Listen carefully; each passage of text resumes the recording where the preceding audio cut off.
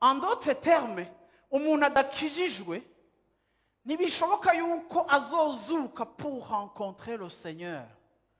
Ntibishoboka yuko azozugwa ngo yambare umubiri mushasha.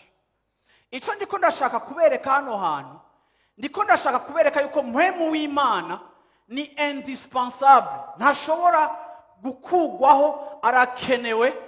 Niwe yazuye na Yesu mu bapfuye, niwe yamvyaye ndavuka ubwa kabiri, niwe yanyemeje ko ndi umunyabyaha, niwe azonazura n'umubiri wanje uzoba warapfuye.